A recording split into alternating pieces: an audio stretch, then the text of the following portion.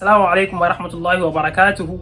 Yawan fita fitsari da yawa abubuwan da suke kawo shi suna da dama. To amma menene yawan fita fitsari da daddare? Ciwon yawan fita fitsari shine mutum ya kasance yana yawan zuwa bayi da daddare domin ya je fitsari.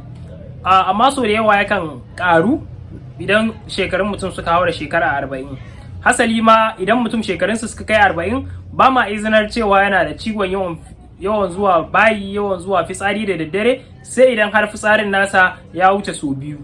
Akwai abubuwan da suke kawo ciwon yawan fita fitsari, kamar yadda na riga na ambaci. Na farko shine idan mutum shekarunsa suka wuce 40. Dalili ko shine danyantaka takar rinjaya a jikinsa, wanda hakan zai samar da yawan fitsari da yawa a jikinsa, wanda kuma fitsari idan ya cika maka mara ai kaga dole ka je ka yi shi. So amma dai idan ya wuce sau biyu ya zama ciwo. So abubuwan da suke sa kuma mutum mai fama da yawan fita fitsari bayan shekaru shine akwai ciwon siga. Shi ma ciwon siga yana da ɗabi'a ne na ɗanyantaka, hakan yake samar da fitar da fitsari da yawa. Sannan akwai cututtuka wanda suka shafi mafitsara, kamar sanyin mara, kamar sanyin koda ko zafin koda, hakan sukan sa mutum mai fama da yawan fita fitsari da daddare.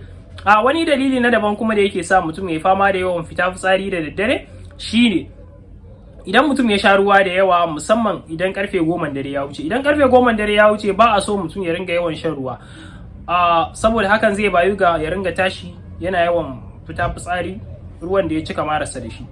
So wasu lokutan kuma abin da yake sa mutum ya ringa yawan fita fitsari da daddare shine idan mutum ya kasa yin bacci. Yes, idan mutum yana da ciwon da ya hana shi yin bacci, hakan zai iya sa shi ya ringa zuwa bayi yana yin fitsari saboda bai yi bacci ba. So menene mafita idan mutum yana fama da ciwon yawan fita fitsari? Idan cututtuka ne wanda suka ainihin kawo maka ciwon yawan fita fitsari, kamar shi ciwon diabetes din ko wata matsala da take da alaka da zuciya, su ma suna sababawa. So wannan maganin shi za a yi. Haka idan bacci ne ka kasa yi wanda yake sa ka je kai fitsari, idan activities ne kake yi, so kai cutting down, ka ringa kwanciya da wuri. Ba a so mutum ya wuce karfe 11 bai yi bacci ba, maximum kenan, amma ana so ka kwanta ma tun 9 ne. So amma idan ruwa ne kake sha da yawa, so sai kai cutting down karfe 8 da daddare, ka tabbata da ka gama shan ruwa ka je ka kwanta da wuri, kamar yadda muka ce tun karfe 9 ma ake so mutum ya kwanta.